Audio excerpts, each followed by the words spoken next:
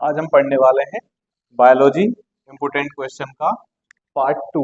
इसमें जो बायोलॉजी के क्वेश्चन है वो एसएससी जीडी एमपीपीएससी बैंक सभी के लिए बहुत इम्पोर्टेंट क्वेश्चन। इसमें हमारा पहला क्वेश्चन है, शरीर की सबसे बड़ी ग्रंथि कौन सी है। शरीर की जो सबसे बड़ी ग्रंथि होती है वो होती है हमारी लीवर, मतलब यकृत। लीवर जो है ना वो शरीर की सबसे बड़ी ग्रंथि होती है। और सबसे छोटी ग्रंथि कौन सी होती है?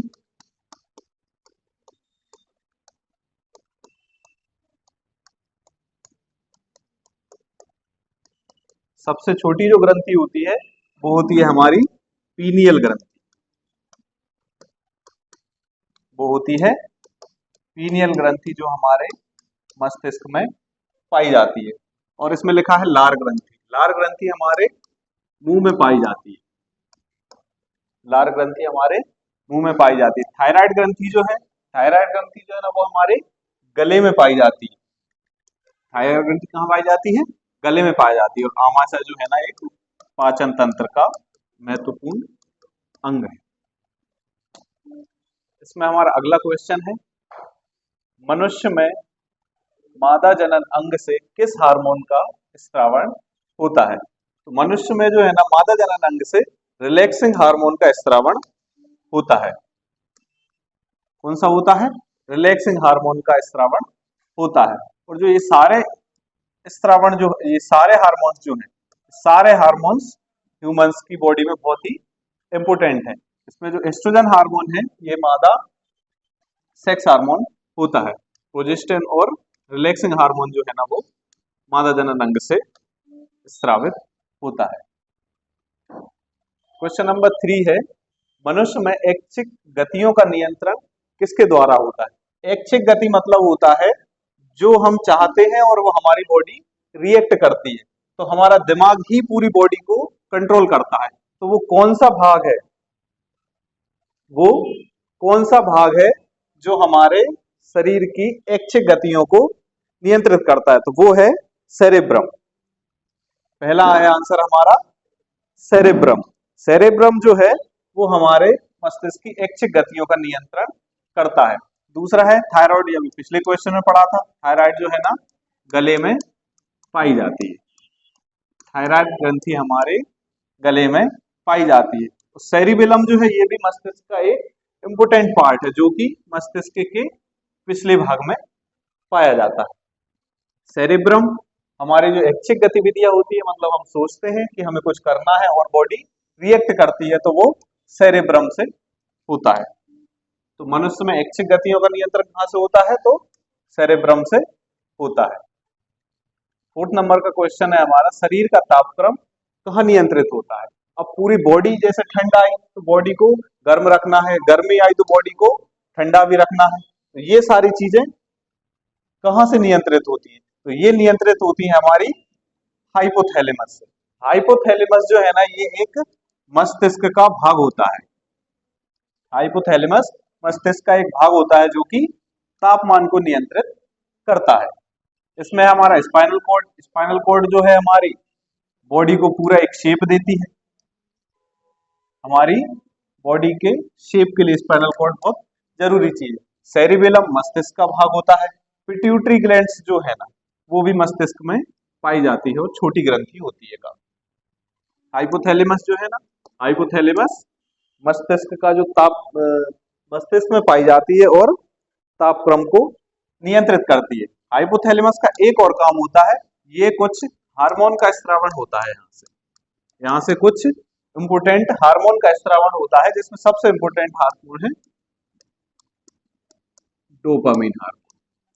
ये जो हार्मोन है ये मस्तिष्क के हाइपोथैलेमस वाले भाग से स्रावित होता है और ये जो है इंसान को खुश रखने में मदद करता है। मतलब इंसान का खुश होना, उदास होना, ये सारा हार्मोन से रिलेट करता है। और खुश होने के लिए जो हार्मोन है वो है डोपामिन हार्मोन। एक और हार्मोन यहाँ से स्रावित होता है, वो होता है ऑक्सीटोसिन। ऑक्सीटोसिन जो हार्मोन जो है वो भी हाइपोथैलेमस से स्रावित होता है। तो दो इंपोर्टेंट हार्मोन हाइपोथैलेमस से निकलते हैं, एक डोपामिन और दूसरा ऑक्सीटोसिन, और ये तापक्रम को भी नियंत्रित करता है। तो हमारे इस क्वेश्चन का आंसर है सी, जो कि हाइपोथैलेमस। अगला क्वेश्चन है, अमीबा में भोजन का अंतराग्रहण किसके द्वारा होता है? अमीबा में भोजन का अंतराग्रहण किसके द्वारा होता है? इसका जो आंसर है वो है कूटपाद के द्वारा होता है। किसके द्वारा होता है? कूटपाद के द्वारा होता है। निम्न में कौन सा एंजाइम लार में पाया जाता है? अब हमारे मुंह से जब हम खाना खाते हैं तो लार काफी मात्रा में निकलती है। तो लार में एंजाइम भी होते हैं जो कि भोजन को पचाने का काम हमारा करते हैं, तो वो बहुत जरूरी चीज है। इसमें कौन सा एंजाइम निकलता है? तो पेप्सिन तो निकलता नहीं है, ट्रिप्सिन भी नहीं निकलता, तो निकलता है टाइलिन। टाइलिन जो है ना, जब हम खाना खाते हैं तो हमारी लार से स्रावित होता है। तो लार से कौन सा एंजाइम स्रावित होता है? टाइलिन होता है। पेप्सिन जो एंजाइम होता है ये प्रोटीन को पचाने का काम करता है। हम जब भी खाने में प्रोटीन लेते हैं तो प्रोटीन को पचाने का काम कौन करता है? पेप्सिन करता है। पेप्सिन जैसे ही प्रोटीन से मिलेगा और उसको कई भागों में तोड़ देगा और पच जाएगा। ट्रिप्सिन क्या करता है भाई? तो ट्रिप्सिन जब हमें चोट लगती है, ट्रिप्सिन क्या करता है? जब हमें चोट लगती है उसमें कुछ घाव के ऊपर कुछ डेड सेल्स होती हैं, कुछ मृत कोशिकाएं होती हैं। तो मृत कोशिका को बाहर निकालने का काम कौन करता है? ट्रिप्सिन करता है। अगर चोट लगती है तो डेड सेल है, डेड सेल को बाहर निकालना है, अंदर रहेंगी तो और बीमारियां पैदा करेंगी। तो ट्रिप्सिन क्या करता है? डेड सेल को बाहर निकालने का काम करता है। लार में जो एंजाइम पाया जाता है वो है टाइलिन। नेक्स्ट क्वेश्चन है हमारा, वह प्रक्रिया जिसके द्वारा मनुष्य श्वास ग्रहण करता है तथा छोड़ता है। अब इसमें एक इंपॉर्टेंट चीज है, इसमें हम लगा देते हैं श्वसन। सीधा हम देखते हैं कि सांस ग्रहण करता है, बाहर छोड़ता है, तो हम सोचते हैं श्वसन होगा, जबकि श्वसन एक बहुत बड़ी प्रक्रिया है। श्वसन में क्या होता है? इंसान सांस लेता है, पूरी फेफड़ों में जाती है, ऑक्सीजन अंदर पूरी बॉडी में फैलती है, वो सारी प्रक्रिया कहलाती है श्वसन। और इसमें बात हो रही है केवल ग्रहण करना और छोड़ना। इसका जो आंसर है वो है श्वासोच्छ्वास। श्वासोच्छ्वास मतलब केवल वह क्रिया है जिसमें इंसान हवा अंदर लेता है, ऑक्सीजन अंदर लेता है और बाहर छोड़ता है। तो श्वसन इसका आंसर नहीं है, इसका आंसर है श्वासोच्छ्वास। इसमें क्या होता है? केवल सांस अंदर लेना और बाहर लेना। श्वसन जो है ना, संपूर्ण प्रक्रिया होती है। 8वां क्वेश्चन है हमारा, ऊर्जा उत्पादन के लिए कोशिका प्रायः किसका उपयोग करती है? अब शरीर में ऊर्जा चाहिए तो सबसे पहले किसका उपयोग हुआ? इसमें हमारे ऑप्शन है अमीनो अम्ल। तो अमीनो अम्ल तो एनर्जी का काम नहीं करते। अमीनो अम्ल किस काम आते हैं? अमीनो अम्ल से बनते हैं प्रोटीन। अमीनो अम्ल से क्या बनते हैं? प्रोटीन बनता है। प्रोटीन की जो इकाई होती है वो होती है अमीनो अम्ल। दूसरा ऑप्शन है ग्लूकोज। दूसरा ऑप्शन क्या है? ग्लूकोज। तो जब भी हमें चक्कर आते हैं, इंस्टेंट एनर्जी की जरूरत पड़ती है, तो हम ग्लूकोज पीते हैं। तो इस क्वेश्चन का आंसर भी क्या है? ग्लूकोज। जब भी कोशिकाओं को इंस्टेंट एनर्जी मतलब ऊर्जा उत्पादन करना होता है तो ग्लूकोज का उपयोग सबसे पहले होता है। वसा अम्ल जो है वो स्टोर का काम करती है, मतलब फैट जो है ना बॉडी में स्टोर होता है या संग्रहित होता है। तो हमारे क्वेश्चन का आंसर है ग्लूकोज, क्योंकि हमारी बॉडी में सबसे पहले पचता है ग्लूकोज। जब भी हम भोजन करते हैं तो सबसे पहले ग्लूकोज पचता है, फिर उसके बाद वसा और फिर प्रोटीन। तो प्रोटीन पाचन जो होता है वो होता है मृत्यु का कारण। अगर बॉडी में प्रोटीन पाचन चालू हो जाता है तो इंसान की मृत्यु हो जाती है। और बॉडी के लिए इंस्टेंट एनर्जी की जरूरत पड़ती है तो सबसे पहले ग्लूकोज का उपयोग होता है। अगला क्वेश्चन है हमारा, किस अभिक्रिया द्वारा पौधे में ऑक्सीजन बाहरी वातावरण से कोशिकाओं में पहुंचता है? किस अभिक्रिया द्वारा पौधे में ऑक्सीजन बाहरी वातावरण से कोशिकाओं में पहुंचती है? अब ऑक्सीजन बाहर है तो किस प्रक्रिया के द्वारा कोशिका के अंदर पहुंचेगी? उसमें जो है ना, पहला ऑप्शन है अपना किण्वन। तो किण्वन तो अलग ही चीज है। किण्वन मतलब किसी चीज को सड़ाना। किण्वन मतलब क्या होता है? किसी चीज को सड़ाना। जैसे दूध से दही बनता है, दूध से दही जब बनता है तो किण्वन होता है। दूध से दही बनना क्या है? किण्वन है। दूसरा ऑप्शन है हमारा विसरण। विसरण क्या होता है? विसरण में मतलब अधिक दाब से कम दाब की ओर, अधिक दाब से कम दाब की ओर जब कोई गैस जाती है तो उसको बोलते हैं हम विसरण। तो हमारे क्वेश्चन का आंसर भी क्या है? विसरण, क्योंकि बाहर दबाव ज्यादा है और कोशिका के अंदर जैसे ही दाब कम होता है तो हवा अंदर जाने लगती है। दहन मतलब होता है जलना, और प्रकाश संश्लेषण जो है ना वो पौधों की भोजन बनाने की प्रक्रिया है। प्रकाश संश्लेषण क्या होता है? भोजन बनाने की प्रक्रिया। प्रकाश संश्लेषण में पौधे प्रकाश की उपस्थिति में और जमीन से जल लेते हैं और कार्बन डाइऑक्साइड लेके भोजन बनाते हैं। और जो ऑक्सीजन जो बाहरी वातावरण से कोशिकाओं में पहुंचती है तो वो विसरण के द्वारा पहुंचती है। अगला क्वेश्चन है हमारा, श्वसन की अभिक्रिया में खाद्य पदार्थों की परिणति क्या है? परिणति से मतलब है कुल मिला के परिणाम क्या होता है। भाई श्वसन अभिक्रिया चल रही है, श्वसन हो रहा है, तो खाद्य पदार्थों का क्या होगा? मतलब उसमें केवल पूछा गया है कि भाई परिणाम क्या होगा। तो परिणाम क्या होगा? ऑप्शन है हमारे विघटन, दहन, परिवर्तन और संश्लेषण। उसमें क्या होता है? जब हम श्वसन करते हैं तो खाद्य पदार्थ टूटते हैं, मतलब ग्लूकोज या वसा जो है ना वो सरल भाग में टूटते हैं। तो इसका जो आंसर जो है ना हमारा वो है विघटन। क्या होता है? भोज्य पदार्थों का विघटन मतलब टूटते हैं, भोज्य पदार्थ जो है ना वो टूट जाते हैं। अब इसमें दहन क्या होता है? दहन मतलब जलना, परिवर्तन मतलब किसी अन्य भाग में परिवर्तित होना। तो इसमें हमारा जो आंसर है वो है विघटन। खाद्य पदार्थों का क्या होता है? श्वसन की अभिक्रिया में विघटन होता है, खाद्य पदार्थ सरल रूप में टूट जाते हैं जिससे हमारे शरीर को उनको एब्जॉर्ब करने में आसानी होती है। अगला क्वेश्चन है हमारा, खाद्य पदार्थों का पौधों में स्थानांतरण का मुख्य रूप कौन सा है? तो खाद्य पदार्थ जो है ना पौधों में किस तरह से जाते हैं? इसका मतलब ये है कि पौधों में खाद्य पदार्थ किस रूप में आगे जाते हैं?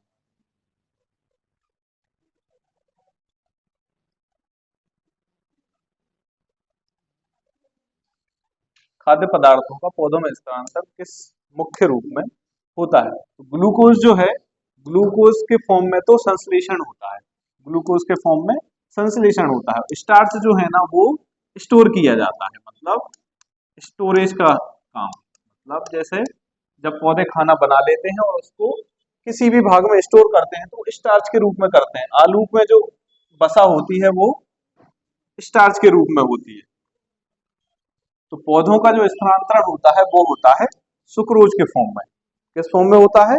सुक्रोज के फॉर्म में पौधे भोज्य पदार्थों का स्थानांतरण करते हैं। मतलब अगर एनर्जी पत्तियों में जैसे प्रकाश संश्लेषण हो रहा है तो उन्हें फ्रूट तक पहुंचाना है तो वो सुक्रोज के फॉर्म में जाएगा।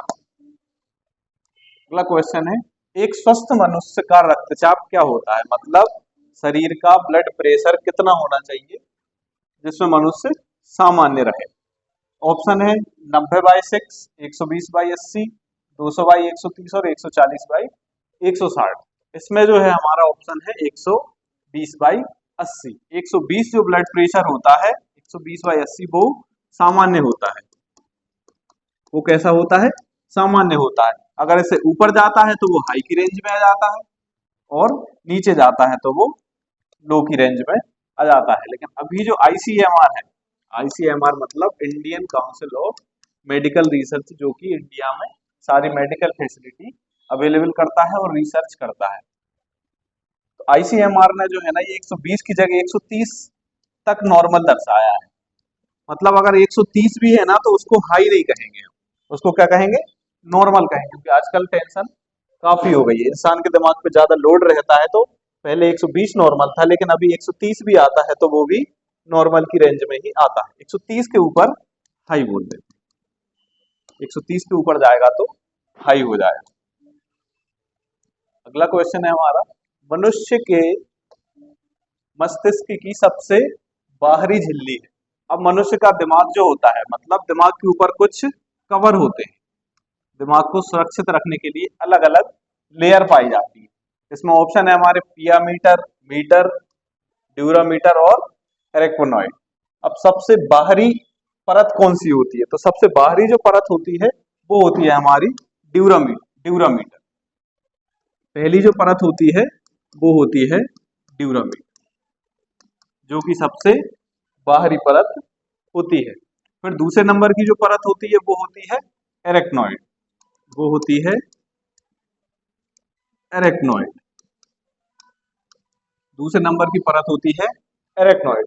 तीसरे नंबर की परत होती है मीटर, इसको स्पेलिंग होती है वो होती है MATER, मैटर भी इसको बोलते हैं। सबसे नीचे की जो परत होती है वो होती है पियामीटर। पियामीटर, इसके नीचे थोड़ा सा खाली स्थान होता है और उसके नीचे ब्रेन टिश्यू होते हैं, उसके नीचे फिर ब्रेन टिश्यू पाए जाते हैं। तो सबसे बाहरी जो परत होती है वो होती है हमारी ड्यूरामीटर। दूसरे नंबर की परत होती है वो होती है एरेक्नॉइड, तीसरे नंबर पे मीटर और चौथे नंबर पे पियामीटर। तो सबसे बाहरी परत है हमारी ड्यूरामीटर। मनुष्य के सूंघने की क्षमता को नियंत्रित करता है। मनुष्य के सूंघने की क्षमता मतलब कभी कभी क्या हो जाता है, इंसान की सूंघने की क्षमता बहुत ज्यादा हो जाती है। माइग्रेन के जो पेशेंट होते हैं वो बहुत ज्यादा सूंघने लगते हैं, मतलब उनकी सूंघने की क्षमता ज्यादा होती है। एक नॉर्मल मनुष्य वो चीजें नहीं सूंघ पाता जो माइग्रेन पेशेंट कभी कभी सूंघ लेते हैं। तो सूंघने की क्षमता अगर कम है तो भी हार्मफुल है और ज्यादा है तो भी हार्मफुल है। तो इसमें हमारे ऑप्शन है ऑप्टिक पाली, घ्राणेंद्रिय पाली, सेरेब्रम और इनमें से कोई नहीं। तो जो सूंघने की जो क्षमता है वो नियंत्रित होती है घ्राणेंद्रिय पाली से। सेरेब्रम जो है ये एक मस्तिष्क का हमारा भाग है जो कि ऐच्छिक क्रियाओं का नियंत्रण करता है।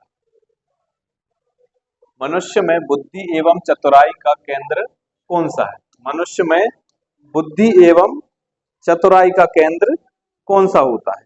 अब हमने पढ़ा था कि ऐच्छिक गतिविधियां, मतलब इंसान का दिमाग जब काम करता है तो किस लेवल से काम करेगा, मतलब बहुत ज्यादा बुद्धिमान होगा, चतुर होगा।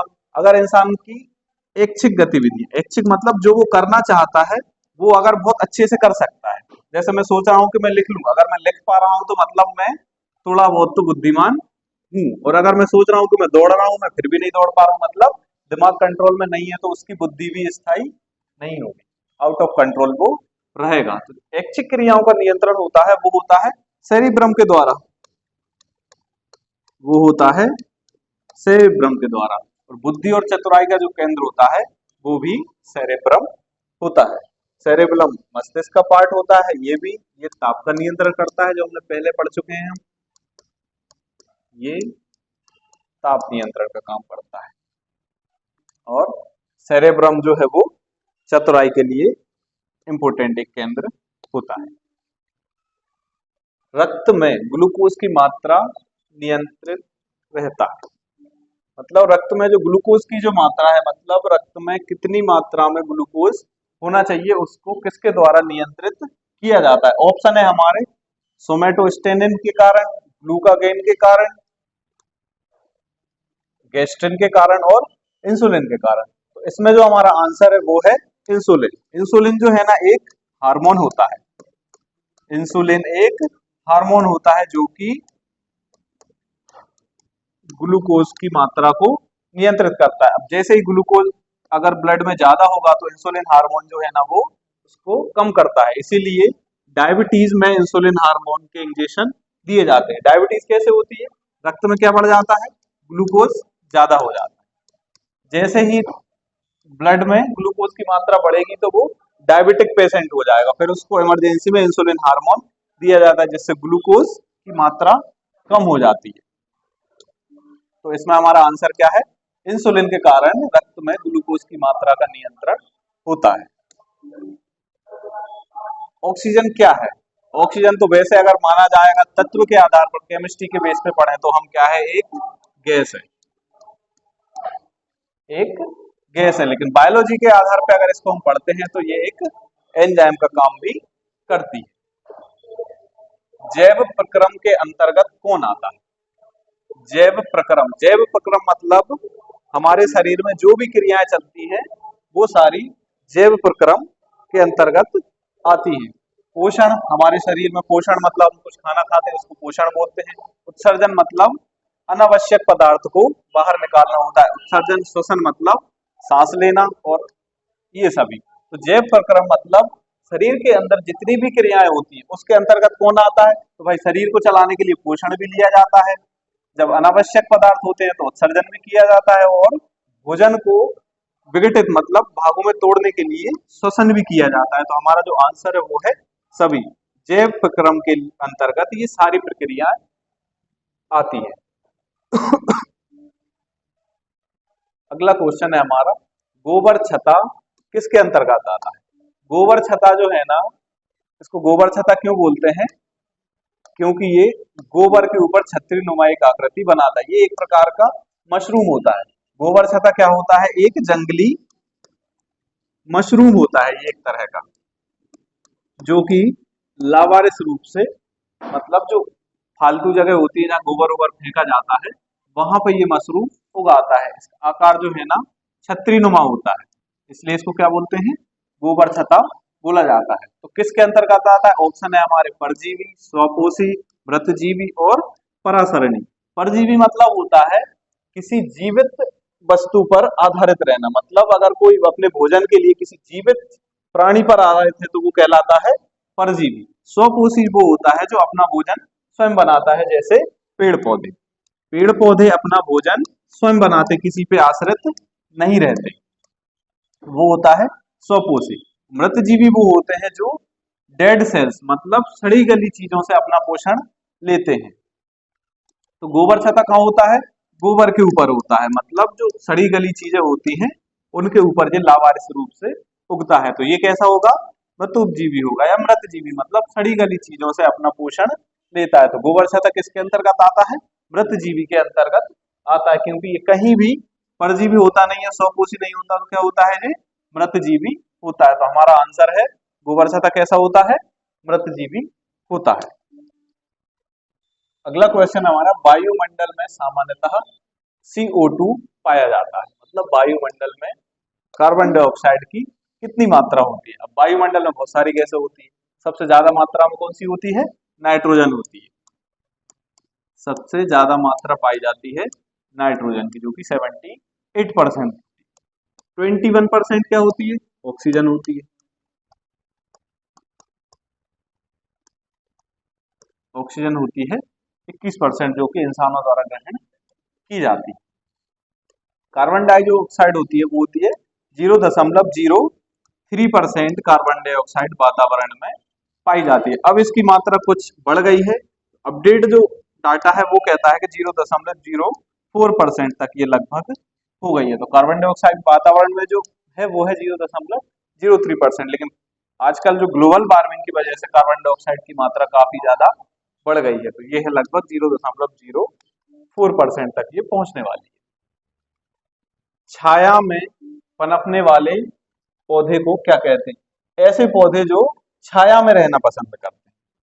कैसे पौधे? जो छाया में रहना पसंद करते हैं, मतलब ये पौधे धूप में रहना पसंद नहीं करते। क्वेश्चन हमारा कह रहा है कि छाया में पनपने वाले पौधे मतलब छायादार स्थान को पसंद करने वाले पौधे कौन से होते हैं? ऑप्शन है हमारे हेलियोफाइट, थियोफाइट, सियोफाइट या इनमें से कोई नहीं। तो हेलियोफाइट जो पौधे होते हैं वो होते हैं अधिक खनिज लवण पसंद करने वाले। कैसे होते हैं? अधिक खनिज लवण को पसंद करने वाले पौधे होते हैं हेलियोफाइट। हमसे पूछा जा रहा है छाया में पनपने वाले पौधे को क्या कहते हैं? तो छाया में पनपने वाले पौधों को कहा जाता है सियोफाइट। क्या कहा जाता है? सियोफाइट जो होते हैं वो ऐसे पौधे होते हैं जो छाया में रहते हैं। अगला क्वेश्चन है हमारा, मनुष्य में मुख्य श्वसन अंग क्या है? मनुष्य में मुख्य श्वसन अंग क्या है? ऑप्शन है हमारे फेफड़ा, नाक, ट्रेकिया और क्लोम। तो मनुष्य में जो मुख्य श्वसन अंग है वो है सबसे इंपोर्टेंट फेफड़ा, क्योंकि मनुष्य फेफड़े के द्वारा ही श्वसन करते हैं। दूसरा ऑप्शन है हमारा नाक, जबकि इतनी इंपोर्टेंट नहीं है, इंपोर्टेंट है लेकिन फेफड़ा ज्यादा इंपोर्टेंट है। इसमें पूछा है मुख्य श्वसन अंग, तो फेफड़ा होता है। ट्रेकिया जो होता है, ट्रेकिया इंसानों में नहीं पाया जाता। ट्रेकिया कीट जो होते हैं, कीट जो श्वसन करते हैं वो ट्रेकिया के द्वारा करते हैं, क्योंकि उनकी बॉडी में जो है ना कई प्रकार के छिद्र पाए जाते हैं, छिद्र होते हैं जिन्हें हम ट्रेकिया बोलते हैं, जिन्हें हम ट्रेकिया बोलते हैं। तो अगर क्वेश्चन आता है कि इंसेक्ट में श्वसन किसके द्वारा होता है, तो ट्रेकिया के द्वारा श्वसन होता है। मनुष्य में सबसे इंपोर्टेंट क्या होता है श्वसन की प्रक्रिया में, फेफड़े सबसे इंपोर्टेंट अंग होता है। अगला क्वेश्चन है हमारा, निम्न में कौन सी बीमारी श्वसन तंत्र से संबंधित है? निम्न में कौन सी बीमारी श्वसन तंत्र से संबंधित है? श्वसन तंत्र मतलब सांस लेने से संबंधित। तो डायरिया में क्या होता है, इंसान को लूज मोशन हो जाती है, तो डायरिया क्या है, पेट से संबंधित। अगर पेट में इंफेक्शन होगा तो क्या होगा, डायरिया हो जाएगा। टीबी में क्या होता है, इंसान को खांसी चलती है, मतलब इसमें क्या होता है, फेफड़ों में इंफेक्शन होता है। टीबी में क्या होता है, फेफड़ों में संक्रमण हो जाता है। ये एक संक्रमण वाली बीमारी है टीबी। दूसरी है निमोनिया। निमोनिया में क्या होता है, जो फेफड़े जो होते हैं इसके यहाँ कुछ सेल्स होती हैं आसपास, तो सेल्स में क्या होता है, पानी भर जाता है। निमोनिया में क्या होता है, फेफड़े के आसपास या फेफड़े में पानी की मात्रा बहुत ज्यादा हो जाती है। तो हमारा क्वेश्चन निम्न में से कौन सी बीमारी श्वसन तंत्र से संबंधित है? तो टीबी जो है ना फेफड़ों में होती है, और निमोनिया में क्या होता है, उसमें पानी भर जाता है। तो हमारा जो आंसर है वो है बी और सी, क्योंकि टीबी भी श्वसन से संबंधित है और निमोनिया में भी इंसान सांस लेने में समस्या होती है, क्योंकि फेफड़ों में पानी भर जाता है। तो हमारे बी और सी आंसर सही है। डायरिया पेट से संबंधित बीमारी, डायरिया में इंसान का पेट खराब हो जाता है। अगला क्वेश्चन है हमारा, उच्च रक्तचाप की अवस्था को क्या कहते हैं? उच्च रक्तचाप की अवस्था को क्या कहते हैं? अभी हमने थोड़ी देर पहले पढ़ा था 120/80 जो होता है ना, वो एक नॉर्मल ब्लड प्रेशर होता है। 120/80 क्या होता है, एक सामान्य रक्तचाप होता है। इसमें पूछा है कि उच्च रक्तचाप मतलब 120 से ऊपर जाने लगे, तो वो उस कंडीशन को क्या बोलते हैं? ऑप्शन है हमारा हाइपोटेंशन, पक्षाघात या हाइपरटेंशन। तो जब ज्यादा टेंशन हो जाती है तो क्या होता है, ब्लड प्रेशर बढ़ जाता है। तो हमारा ऑप्शन सी जो है ना वो सही है। उच्च रक्तचाप की अवस्था को हम क्या बोलते हैं, हाइपरटेंशन बोलते हैं। क्या बोलते हैं, हाइपरटेंशन बोलते हैं। हाइपोटेंशन जो होता है वो लो ब्लड प्रेशर। पक्षाघात जो है ना, अगर ब्लड प्रेशर ज्यादा हाई होता है तो भी पक्षाघात की समस्या होती है, और बहुत ज्यादा लो हो जाता है तो भी पक्षाघात की समस्या होती है। पक्षाघात में क्या होता है, हमारे शरीर के कई अंग क्या करते हैं, कार्य करना बंद कर देते हैं। अंग कार्य करना बंद कर देते हैं, उसको क्या बोलते हैं, पक्षाघात मतलब लकवा। अगर ब्लड प्रेशर लो होगा बहुत ज्यादा तो भी यही समस्या होगी, अगर हाई होगा तो भी ये समस्या हो जाएगी। तो हाई को क्या बोलते हैं, हाइपरटेंशन, लो को क्या बोला जाता है, हाइपोटेंशन। तो अगर रक्तचाप जो है ना अधिक होगा तो उसको हाइपरटेंशन बोलते हैं। अगला क्वेश्चन है हमारा, मछलियों में उत्सर्जी पदार्थ क्या होता है? मछलियों में उत्सर्जी पदार्थ क्या होता है? मछलियां रहती हैं पानी में। मछलियां कहाँ रहती हैं, पानी में रहती हैं। इसमें हमारे ऑप्शन क्या है, अमीनो अम्ल है, यूरिक अम्ल है, यूरिया है और अमोनिया है। अमोनिया जो है ना बहुत ही ज्यादा जहरीला पदार्थ होता है। अमोनिया क्या होता है, बहुत ज्यादा जहरीला पदार्थ होता है। अगर ये बॉडी में जैसे ही आता है तो इसको तुरंत बाहर निकालने की आवश्यकता होती है। दूसरा है हमारा अमीनो अम्ल। अमीनो अम्ल क्या होते हैं, ये तो प्रोटीन का पार्ट है, ये तो प्रोटीन बनाते हैं। फिर है अपना यूरिक अम्ल, यूरिया और अमोनिया। तो मछलियां जो उत्सर्जन करती हैं वो करती हैं अमोनिया का। मछलियां अकेली नहीं, जो ज्यादातर जलीय जीव होते हैं, जलीय जीव होते हैं, उनके अंदर जो उत्सर्जी पदार्थ होता है वो होता है अमोनिया। अमोनिया जो कि बहुत ज्यादा जहरीला होता है, तो इसको तुरंत बाहर निकालना होता है। तो मछलियां किसका उत्सर्जन करती हैं, उत्सर्जी पदार्थ क्या है, अमोनिया है। अब हमारा ऑप्शन एक यूरिक अम्ल भी है और एक यूरिया भी है। तो यूरिक अम्ल जो है ना ये उत्सर्जन किया जाता है पक्षियों के द्वारा। किसके द्वारा किया जाता है, पक्षियों के द्वारा और रेप्टाइल्स के द्वारा, मतलब सरीसृप। मतलब इन चीजों में जो उत्सर्जी पदार्थ होता है वो क्या होता है, यूरिक अम्ल होता है। ये अमोनिया से थोड़ा सा कम जहरीला होता है। तो यूरिया जो है ना, ये स्तनधारियों द्वारा, ये स्तनधारियों का उत्सर्जी पदार्थ है।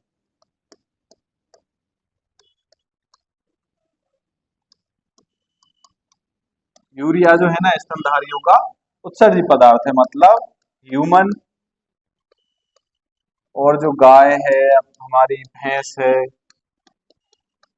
जितने भी स्तनधारी हैं वो सब उत्सर्जी पदार्थ क्या है उनका, यूरिया है। मछलियों में जो उत्सर्जी पदार्थ होता है वो होता है अमोनिया, और हमारे क्वेश्चन का आंसर क्या है, अमोनिया होता है। अगला क्वेश्चन है हमारा, पौधे में आवश्यकता से अधिक जल किस प्रक्रिया के द्वारा बाहर निकाले जाते हैं। पौधों में आवश्यकता से अधिक जल किस प्रक्रिया द्वारा बाहर आवश्यकता से अधिक मतलब हम नहीं चाहते कि जल बाहर निकले, हम नहीं चाहते कि जल बाहर निकले, लेकिन फिर भी जल को बाहर निकालना पड़ रहा है, तो वो कौन सी प्रक्रिया है। उसमें ऑप्शन है हमारा अवशोषण, बाष्पोत्सर्जन, उत्सर्जन और प्रकाश संश्लेषण। तो प्रकाश संश्लेषण तो किसी भी तरह से आंसर हमारा नहीं है। अवशोषण भी हमारा नहीं। अवशोषण में क्या होगा, किसी भी चीज को अंदर लेना मतलब होता है अवशोषण। तो हमारा सही आंसर जो वो है बाष्पोत्सर्जन। बाष्पोत्सर्जन क्या है, जल को वाष्प के रूप में बाहर निकालना, जल को वाष्प या जल वाष्प के रूप में बाहर निकालना क्या होता है, बाष्पोत्सर्जन। ये क्या है, एक बहुत जरूरी बुराई।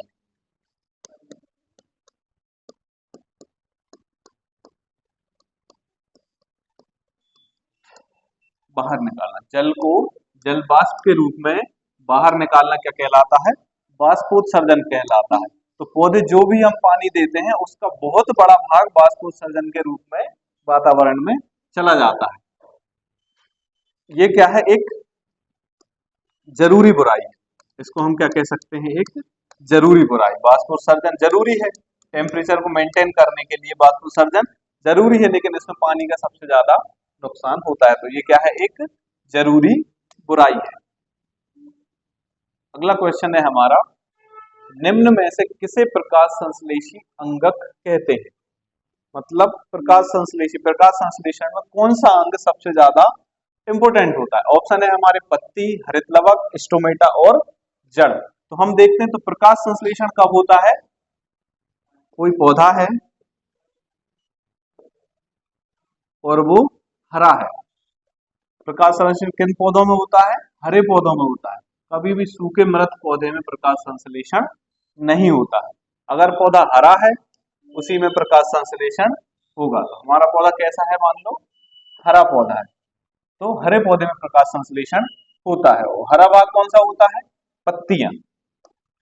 पौधे की जो पत्तियां होती हैं वो कैसी होती हैं, हरी होती हैं। तना कैसा होता है, तना तो ब्राउन कलर का होता है। और जड़ कैसी होती है, जड़ का कोई खास कलर नहीं होता। इसमें जो इम्पोर्टेंट अंग है वो है पत्ती, क्योंकि पत्तियों के द्वारा ही प्रकाश संश्लेषण होता है। हरित लवक क्या है, हरित लवक एक इम्पोर्टेंट वर्णक है। हरित लवक क्या है, एक वर्णक है जो कि प्रकाश संश्लेषण में काम आता है। हरित लवक क्या है, एक वर्णक का काम करता है, जिसके कारण पौधे हरे होते हैं। लेकिन अंग कौन सा है इम्पोर्टेंट, पत्ती है। स्टोमेटा क्या होता है, पत्ती के ऊपर छोटे छोटे छिद्र पाए जाते हैं। पौधे की जो पत्ती होती है, पत्ती पर भी पाए जाते हैं, तने पे भी पाए जाते हैं। तो छोटे छोटे छिद्र पाए जाते हैं, उसको हम बोलते हैं स्टोमेटा, उसको बोलते हैं स्टोमेटा। स्टोमेटा जो है ना वो क्या करता है, इनके द्वारा बाष्पोत्सर्जन होता है। स्टोमेटा से जल वाष्प के रूप में हवा में चला जाता है, तो वो होता है बाष्पोत्सर्जन। लेकिन ये तो प्रकाश संश्लेषण से किसी भी प्रकार से संबंधित नहीं है। तो निम्न में से कौन सा प्रकाश संश्लेषण के लिए इंपोर्टेंट अंग है, तो वो है पत्ती है। जड़ किसी भी तरह से प्रकाश संश्लेषण नहीं करती। प्रकाश संश्लेषण होता है धूप में, धूप में या सनलाइट में प्रकाश संश्लेषण होता है। और जड़ को अंधेरा पसंद होता है। तो जड़ कहाँ होती है, जमीन के अंदर। तो प्रकाश संश्लेषण के लिए किसी भी तरह से संबंधित नहीं है। अगला क्वेश्चन है हमारा, पौधे में गैसों के आदान प्रदान के लिए रहते हैं। अब पौधों में गैसों का आदान प्रदान किसके थ्रू होता है? अभी हमने पढ़ा था कि पत्तियों पर छोटे छोटे छिद्र होते हैं जिनको हम स्टोमेटा बोलते हैं, जिनको हम क्या बोलते हैं? स्टोमेटा बोलते हैं। तो स्टोमेटा जो है ना वो क्या करते हैं, यहाँ से जल वाष्प भी निकलती है और गैसों का आदान प्रदान भी होता है। तो स्टोमेटा कहाँ पे होते हैं? पत्ती पे होते हैं। स्टोमेटा मतलब रंध्र, रंध्र या छिद्र। तो पौधे में जो गैसों का आदान प्रदान होता है वो होता है रंध्र के द्वारा, जो कि पत्तियों पे पाए जाते हैं और इनको टेक्निकल लैंग्वेज में हम स्टोमेटा बोलते हैं। जड़ के द्वारा तो गैसों का आदान प्रदान होता नहीं। टहनी मतलब डाली, तने के द्वारा भी गैसों का आदान प्रदान नहीं होता है। तो मुख्य रूप से होता है रंध्र या स्टोमेटा के द्वारा गैसों का आदान प्रदान होता। अगला क्वेश्चन है हमारा, फेफड़े किस आकार के होते हैं? मतलब फेफड़ों का आकार कैसा होता है? फेफड़े होते हैं हमारे शेप। ऑप्शन है हमारे गोलाकार, तो हमारे गोल फेफड़े नहीं होते। और बेलनाकार है तो बेलनाकार भी हमारे फेफड़े नहीं होते। तीसरा ऑप्शन है शंक्वाकार, मतलब शंकु के समान, तो हमारे फेफड़े कैसे होते हैं? शंक्वाकार होते हैं। चौथा ऑप्शन है हमारा अंडाकार, तो हमारे फेफड़े जो है ना अंडाकार भी नहीं होते। तो हमारे फेफड़े कैसे होते हैं? शंक्वाकार हमारे फेफड़े होते हैं। अगला क्वेश्चन है, भोजन का पाचन किस प्रकार की अभिक्रिया है? अब भोजन का पाचन में क्या होता है? भोजन के पाचन में क्या होता है? भोजन का अवशोषण होता है। सरल पदार्थों में टूटता है और उसका अवशोषण होता है। ऑप्शन है हमारे उपचयन, संयोजन, अपचयन और विस्थापन। तो भोजन पाचन किस प्रकार की अभिक्रिया है? तो वो है उपचयन अभिक्रिया। उपचयन में क्या होता है? पौधे का जो भोजन जो है ना सरल भागों में टूटता है और अवशोषित होता है। तो हमारा ए ऑप्शन सही। अगला हमारा जो क्वेश्चन है वो है हार्मोन शब्द का नामकरण। मतलब हार्मोन शब्द सबसे पहले किसके द्वारा उपयोग किया गया? ऑप्शन है हमारे रॉबर्ट, अरस्तु, बेलिस एवं स्टार्लिंग या ब्राउन पॉटर। तो हार्मोन शब्द जो है ना उसका नामकरण किसने किया था? बेलिस एवं स्टार्लिंग ने। हार्मोन जो है ना, हार्मोन हमने बताया हमारी बॉडी में सभी प्रकार की जो क्रियाएं होती हैं, मतलब उपपचय क्रियाओं में, बहुत सारी क्रियाओं में हार्मोन इंपोर्टेंट होते हैं। हमारे हाव भाव, हमें गुस्सा कब होना है, खुश कब होना है, तो सारी क्रियाएं चलती हैं हार्मोन से। बॉडी की ग्रोथ किस हिसाब से हो रही है, मतलब कभी कभी हम देखते हैं ना कोई इंसान का कोई भी पार्ट मान लो हाथ पैर अनबैलेंस बढ़ने लगते हैं, तो वो होता है हार्मोन डिस्टरबेंस के कारण। कभी किसी के सारे बाल सफेद हो जाते हैं एकदम से, तो कभी कभी हार्मोन के कारण ये भी होता है। तो हार्मोन हमारी बॉडी को बैलेंस करते हैं। और हार्मोन शब्द का सबसे पहले उपयोग किया था बेलिस एवं स्टार्लिंग। पृथक्करण नियम किसने दिया था? पृथक्करण नियम किसके द्वारा दिया गया था? ऑप्शन है हमारे एसिरियंस, डार्विन, मेंडल और बेबीलोनियन। तो पृथक्करण का जो नियम दिया था वो दिया था मेंडल ने। मेंडल को जेनेटिक्स का फादर कहा जाता है। मेंडल को क्या बोलते हैं? Father of genetics, father of genetics. इन्होंने क्या किया था? कुछ हाइब्रिडाइजेशन के लिए कुछ नियम दिए थे। उसमें एक नियम कौन सा था? पृथक्करण का नियम। इन्होंने 3 नियम दिए थे। पहला नियम था प्रभाविता का नियम। पहला नियम था प्रभाविता का नियम। इसमें क्या होता है? अगर लंबे पौधे और छोटे पौधे का अगर हम क्रॉस कराते हैं तो हमें लंबे पौधे प्राप्त होंगे। मतलब जो प्रभावी गुण जो है ना वो हमेशा अगली पीढ़ी में प्रभाव दिखाता है। दूसरा क्या था? स्वतंत्र अपव्यूहन का नियम। दूसरा नियम था इनका स्वतंत्र अपव्यूहन का नियम। और तीसरा नियम था इनका पृथक्करण का नियम।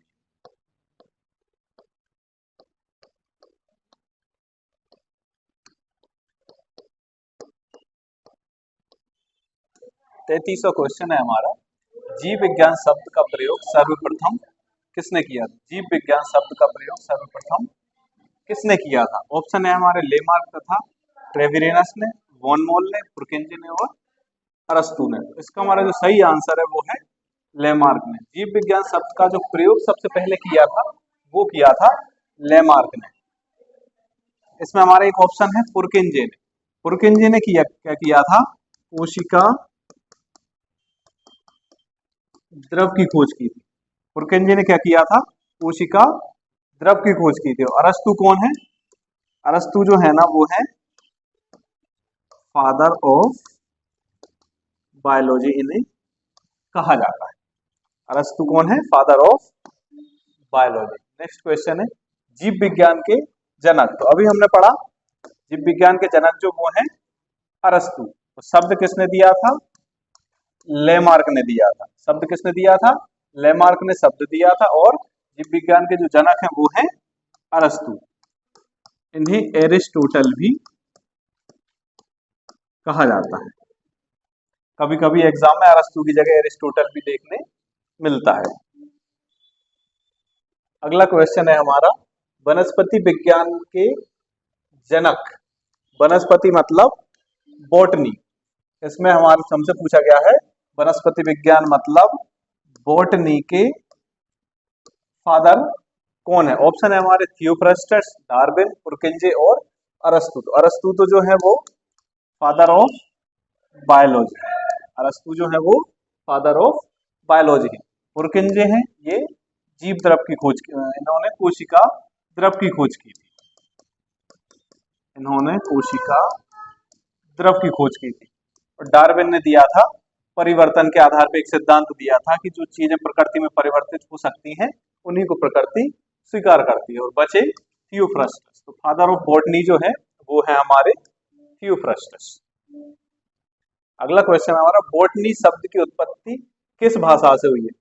कोई भी शब्द होता है जैसे बायोलॉजी हुआ, एग्रीकल्चर हुआ, केमिस्ट्री हुआ, ये सारे शब्द किसी ना किसी पुरानी भाषा से लिए गए हैं। तो बॉटनी जो शब्द है हमारा वो हम हमारे ग्रीक भाषा से लिया गया है। ये जो है बोलचाल की भाषा नहीं, ये एक लुप्त भाषा है। ये एक लुप्त भाषा है। ग्रीक और लैटिन ये दोनों लुप्त भाषाएं हैं। तो बॉटनी जो शब्द है वो ग्रीक भाषा का शब्द है। अगला क्वेश्चन है हमारा फाइकोलॉजी में किसका अध्ययन किया जाता है। ऑप्शन है हमारे कवक, शैवाल, विषाणु या ये सभी। तो कवक का जो अध्ययन होता है, कवक का जो अध्ययन होता है वो होता है माइकोलॉजी। कवक या फंगस के अध्ययन को हम माइकोलॉजी बोलते हैं। शैवाल का अध्ययन इसको हम बोलते हैं फाइकोलॉजी। शैवालों के अध्ययन को क्या बोला जाता है, फाइकोलॉजी। विषाणु के अध्ययन को क्या बोला जाता है, वायरोलॉजी। विषाणु को इंग्लिश में बोलते हैं वायरस और इसके अध्ययन को बोला जाता है वायरोलॉजी। तो कवक मतलब माइकोलॉजी, शैवाल का अध्ययन मतलब फाइकोलॉजी, विषाणु मतलब वायरोलॉजी। हमसे पूछा गया है फाइकोलॉजी में किसका अध्ययन होता है, तो हमारा ऑप्शन बी सही है। शैवाल का जो अध्ययन है वो फाइकोलॉजी कहलाता है। अगला क्वेश्चन है हमारा पर्यावरण का अध्ययन जीव विज्ञान की किस शाखा के अंतर्गत किया जाता है। ऑप्शन है हमारा पहला है वर्गीकी, दूसरा अनुवांशिकी, कार्यकी और पारिस्थितिकी। वर्गीकी जो है ना ये नामकरण से संबंधित है। वर्गीकी जो है ना किसी भी जंतु या पौधे की वर्गीकी जो है ना नामकरण से संबंधित है। अनुवांशिकी में क्या करते हैं, जो पीढ़ी दर पीढ़ी गुण जाते हैं उसका अध्ययन क्या कहलाता है, अनुवांशिकी कहलाता है। और अनुवांशिकी के फादर कौन है, वो है मेंडल। वो है मेंडल। अगला ऑप्शन है अपना कार्यकी और फोर्थ है पारिस्थितिकी। तो पर्यावरण का जो अध्ययन किया जाता है वो किया जाता है पारिस्थितिकी अंतर्गत पर्यावरण का अध्ययन हम करते हैं। अगला क्वेश्चन है हमारा डेंड्रोलॉजी का संबंध है। डेंड्रोलॉजी मतलब डेंड्रोलॉजी भी एक स्टडी से संबंधित है। लॉजी मतलब होता है किसी भी चीज का अध्ययन करना। तो डेंड्रोलॉजी का संबंध किससे है, पौधों का जो अध्ययन होता है, ओवरऑल पौधों का अध्ययन होता है वो एग्रीकल्चर के अंतर्गत आ जाता है। वो किसके अंतर्गत आ जाता है, एग्रीकल्चर। पुष्पों का जो अध्ययन होता है, केवल पुष्पों का अध्ययन किसके अंतर्गत आता है, वो होता है एंथोलॉजी। उसको बोला जाता है एंथोलॉजी जो है वो पुष्पों का अध्ययन कहलाता है। झाड़ियों का जो अध्ययन है उसको हम बोलते हैं डेंड्रोलॉजी, उसको हम बोलते हैं डेंड्रोलॉजी। वृक्षों का अध्ययन भी डेंड्रोलॉजी कहलाता है। अगर डेंड्रोलॉजी जाता है पर्टिकुलर झाड़ियों के लिए, अगर ऑप्शन आता है वृक्षों का अध्ययन किसके अंतर्गत किया जाता है तो भी हम डेंड्रोलॉजी ही लगाएंगे। अगर नहीं, अगर इसमें अगर जैसे झाड़ियों का अध्ययन नहीं होता तो हम क्या चूज करते, वृक्षों का अध्ययन, क्योंकि वृक्षों के अध्ययन को भी हम डेंड्रोलॉजी ही कहते हैं। लेकिन हमारे पास झाड़ियों का अध्ययन है तो हम झाड़ियों का अध्ययन इसमें लगाएंगे। अगला क्वेश्चन हमारा पुष्पों का अध्ययन कहलाता है। पुष्पों का अध्ययन अभी बताया, एंथोलॉजी कहलाता है। पुष्पों का अध्ययन क्या कहलाता है, एंथोलॉजी कहलाता है।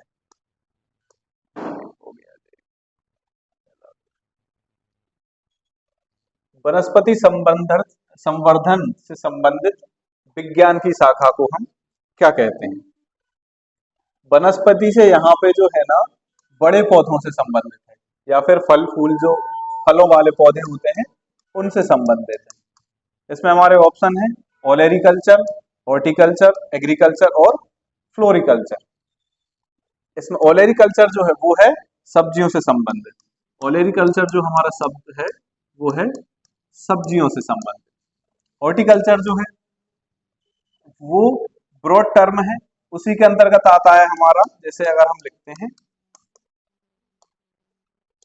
हॉर्टिकल्चर, अगर हम लिखते हैं तो हॉर्टिकल्चर के अंतर्गत आते हैं हमारे ओलेरिकल्चर,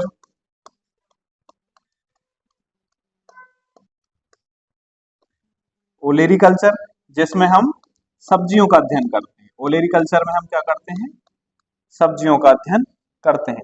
इसी में आता है एक फ्लोरिकल्चर, जिसमें हम फूलों का अध्ययन करते हैं। इसी में एक आ जाता है पोमोलॉजी, जिसमें हम फलों का अध्ययन करते हैं। इसी में आता है एक परिरक्षण या प्रोसेसिंग, जिसमें हम चीजों को किस तरह से संरक्षित करके रखना है उसका अध्ययन हम करते हैं। जैसे हम आम का अचार बना के हम रख सकते हैं, कैरी को हम ज्यादा दिन तक नहीं रख सकते तो हम क्या करते हैं, उसका अचार बना लेते हैं। आंवले का हम क्या बना लेते हैं, मुरब्बा बना लेते हैं। वो जो है ना परिरक्षण के अंतर्गत हम पढ़ते हैं। और ये सारी जो ब्रांच है वो है हॉर्टिकल्चर। हॉर्टिकल्चर किसकी ब्रांच है, एग्रीकल्चर की ब्रांच। तो ये सारी चीजें हमने पढ़ ली। ओलेरिकल्चर सब्जियों से संबंधित है, हॉर्टिकल्चर जो है इसमें हम सब्जियां, फूल, फल और परिरक्षण का अध्ययन करते हैं। एग्रीकल्चर जो है उसके अंतर्गत ही हॉर्टिकल्चर आता है। फ्लोरिकल्चर जो है ना वो फूलों का अध्ययन होता है। हमसे पूछा गया वनस्पति संवर्धन से संबंधित विज्ञान की जो शाखा है उसमें हम लगाएंगे हॉर्टिकल्चर, क्योंकि उसमें पूछा गया वनस्पति से संबंध यहाँ दिया गया है हमारा फल और फूलों के अध्ययन से। अगला क्वेश्चन है हमारा स्पर्मोलॉजी में किसका अध्ययन किया जाता है? ऑप्शन है हमारे परागकण, बीज, फल और पत्ती। परागकण जो है, परागकण एक अलग चीज है। परागकण जो है ना फूल में जो मेल पार्ट होता है उसमें परागकण पाए जाते हैं जो कि पॉलिनेशन में यूज होते हैं। दूसरा है हमारा बीज। बीजों के अध्ययन को ही स्पर्मोलॉजी कहा जाता है। बीजों के अध्ययन को हम क्या कहते हैं, स्पर्मोलॉजी कहते हैं। अगला है हमारा फल, तो फल को हम पोमोलॉजी बोलते हैं। और पत्तियों का स्पेशल अध्ययन नहीं किया जाता। अगला क्वेश्चन है हमारा एग्रोस्टोलॉजी में किसका अध्ययन किया जाता है? एग्रोस्टोलॉजी में किसका अध्ययन किया जाता है? तो एग्रोस्टोलॉजी में हम करते हैं घासों का अध्ययन। एग्रोस्टोलॉजी में हम किसका अध्ययन करते हैं, घासों का अध्ययन हम करते हैं। फलों का अध्ययन हम करते हैं पोमोलॉजी के अंतर्गत। पोमोलॉजी के अंतर्गत फसलों का अध्ययन हम करते हैं एग्रीकल्चर के अंतर्गत। एग्रीकल्चर के अंतर्गत हम फसलों का अध्ययन करते हैं। तेल के जो बीज हैं वो भी एग्रीकल्चर में ही आ जाते हैं। अगला क्वेश्चन है हमारा पीडोलॉजी में किसका अध्ययन किया जाता है? पीडोलॉजी में किसका अध्ययन किया जाता है? इसमें किया जाता है भूमि का अध्ययन। और भूमि का जो अध्ययन है वो हम दो तरह से करते हैं। भूमि का अध्ययन हम दो तरह से करते हैं। पहला आता है हमारा पीडोलॉजी, पहला आता है पीडोलॉजी। पीडोलॉजी में हम क्या करते हैं, मिट्टी की उत्पत्ति कैसे हुई, मतलब जो भूमि जो है ना उसकी उत्पत्ति कैसे हुई, उसका जो अध्ययन होता है वो आता है पीडोलॉजी के अंतर्गत। मतलब मिट्टी का निर्माण या उत्पत्ति, किस तरह की चट्टानों से मिट्टी बनी है, उसका अध्ययन क्या कहलाता है, पीडोलॉजी कहलाता है। और एक और इसमें आता है एडोपोलॉजी। एडोपोलॉजी एडोपोलॉजी जो होता है ना उसमें हम करते हैं कि भूमि फसलों के लिए किस तरह से उपयोगी है, मतलब वो भूमि में पर्याप्त मात्रा में उर्वरक है या नहीं, उसका जो अध्ययन होता है वो होता है एडोपोलॉजी। पीडोलॉजी में हमने मिट्टी की निर्माण या उत्पत्ति की जो भी प्रोसेस पढ़ ली है, और एडोपोलॉजी में हम क्या करेंगे, फसलों के लिए आवश्यक उर्वरक उसमें है या नहीं है, आवश्यकता के आधार पर अध्ययन करते हैं। तो फसलों के लिए उपयोगी है या नहीं, तो उसका अगर अध्ययन कर रहे हैं तो वो हम करेंगे एडोपोलॉजी। फलों का अध्ययन पोमोलॉजी, और ये सारे इसमें इसमें जो है ना पीडोलॉजी में जो है ना भूमि से संबंधित है हमारे। पौधों को नाम देने वाले विज्ञान को हम क्या कहते हैं, इसमें हमारा सबसे पहला ऑप्शन है नामकरण, फिर है वर्गीकी, पहचान और वर्गीकरण। हम देखते हैं नाम देने से संबंधित है तो हम नामकरण को सबसे पहले चुनते हैं, वो हमारा गलत आंसर है।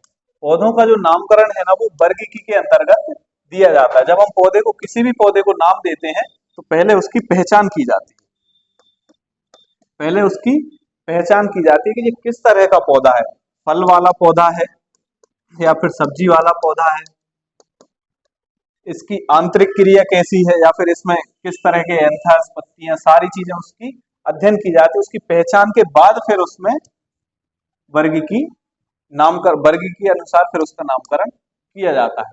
तो जो पौधे में नाम देने वाला जो विज्ञान है वो है वर्गीकी से संबंधित है। मतलब पौधों को अगर हम नाम देते हैं तो वो वर्गीकी के अंतर्गत दिया जाता है। अब वर्गीकी के पितामह कौन है, वर्गीकी जो पितामह है वो है Linnaeus, Carolus Linnaeus. Carolus Linnaeus को जो है ना वर्गीकी के पितामह हम कहते हैं। इन्होंने वर्गीकी के लिए क्या किया था, एक द्विनाम पद्धति दी थी, द्विनाम पद्धति, जिसके अंतर्गत क्या है पौधों को या जंतुओं को नाम दिया जाता है। उन्होंने द्विनाम पद्धति दी थी, जिसमें क्या होता है पौधों को दो नाम दिए जाते हैं। पहला जो है वो होता है उसका वंश, तो दूसरा जो है शब्द वो दिया जाता है जाति। मतलब पौधे को जो नाम दिया जाता है वो उसकी वंश और जाति के आधार पर दिया जाता है। जैसे गेहूं का हम नाम देते हैं, गेहूं का जो बॉटनिकल नाम है वो है ट्रिटिकम एस्टिवम।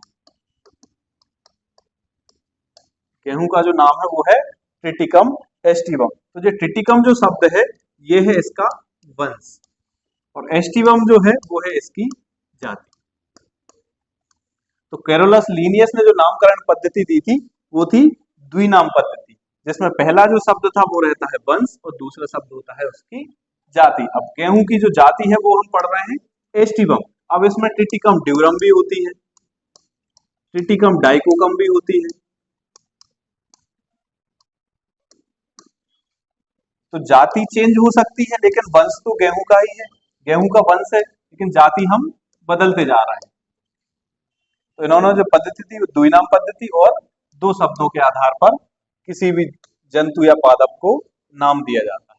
वर्गीकी पितामह जो है वो है कैरोलस लीनियस। अब हमारा अगला क्वेश्चन है सूक्ष्म जीव कहाँ मिलते हैं। सूक्ष्म जीव से संबंधित है हमारे बैक्टीरिया, वायरस, कवक, ये है हमारे सूक्ष्म जीव जिन्हें हम नग्न आंखों से नहीं दे सकते। तो हमसे पूछा गया सूक्ष्म जीव कहाँ पे मिलते हैं, कहाँ पाए जाते हैं। ऑप्शन है रेतीली मिट्टी में, लवण युक्त पानी में, दलदल भूमि में, और अगला ऑप्शन इन सभी में। तो सूक्ष्म जीव जो है ना हर जगह रहने में सक्षम होते हैं।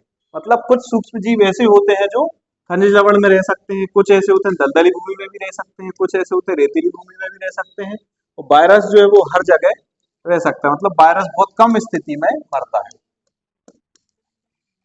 तो सूक्ष्म जीव जो है ना वो सभी जगह हमें देखने को मिलते हैं। अगला क्वेश्चन हमारा, विषाणु वृद्धि करता है। विषाणु मतलब इंग्लिश में इसको बोला जाता है वायरस।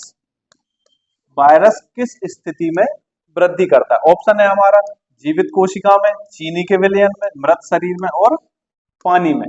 वायरस जो है ना, वायरस को जीवित भी मानते हैं और मृत भी माना जाता है। जीवित और मृत दोनों स्थिति में इसको मानते हैं। लेकिन जीवित ये कब रहता है? जब ये जीवित कोशिका में होता है। वायरस ऐसे कभी भी जमीन पे पड़ा हुआ है या कहीं भी खुली स्थिति में मल्टीप्लिकेशन नहीं कर सकता, मतलब वृद्धि नहीं कर सकता, खुद की जनरेशन को आगे नहीं बढ़ा सकता है। जिंदा रहेगा लेकिन वृद्धि नहीं करेगा। तो वायरस जो है ना हमेशा उसको होस्ट की जरूरत होती है। वायरस तभी वृद्धि करता है अगर उसको होस्ट नहीं मिलता है तो वो खत्म हो जाता है। जैसे कोविड है, कोविड आया था तो कोविड में हम क्या कर रहे थे? जो होस्ट था उसका, मतलब जिसको कोविड हुआ है उसको क्वारंटीन कर रहे थे कि 15 दिन को उसको अलग रखो 15 दिन के लिए। उसमें क्या होगा? उसके अंदर जो वायरस है वो दवाइयों से खत्म हो जाएगा, उसके अंदर ग्रोथ कर रहा है। अगर वो बाहर घूमेगा तो संक्रमण फैलाएगा। तो उसको क्या कर रहे थे? हम 15 दिन के लिए अलग रखते थे और उसका ट्रीटमेंट करते, जिससे क्या होता था? वायरस खत्म हो जाए, क्योंकि ये जीवित प्राणी है। मनुष्यों में हो रहा था तो मनुष्य जीवित था, जीवित है तो इसीलिए उसके अंदर ग्रो कर रहा है। अगर मृत इंसान होगा तो उसके अंदर वायरस ग्रो नहीं कर पाता। तो वायरस कहाँ पे वृद्धि करता है? वो जीवित कोशिकाओं में वृद्धि करता है। साबूदाना किससे बनाया जाता है? क्वेश्चन है, साबूदाना किससे बनाया जाता है? ऑप्शन है हमारे पाइनस से, सेंड्रस से, जूनिपेरस और साइकस से। तो साबूदाना जो है ना वो साइकस नामक एक पौधे की जड़ों से बनाया जाता है। साइकस जो होता है एक पौधा होता है, उसकी जड़ें काफी मोटी होती है। जैसे आलू होता है ना, आलू गोल होता है लेकिन उसकी जड़ें होती हैं थोड़ी सी लंबी। उसके अंदर जो पाया जाता है गूदा, उसके अंदर से साइकस नामक पौधे की जड़ों से बनाया जाता है। साबूदाना एक और पौधे से बनाया जाता है, उसको बोलते हैं हम टेपियोका। टेपियोका नामक पौधा होता है, उससे भी हम साबूदाना बना सकते हैं। फलों के अध्ययन को क्या कहते? फलों का अध्ययन क्या कहलाता है? ये हमने अभी थोड़ी देर पहले ही पढ़ा था।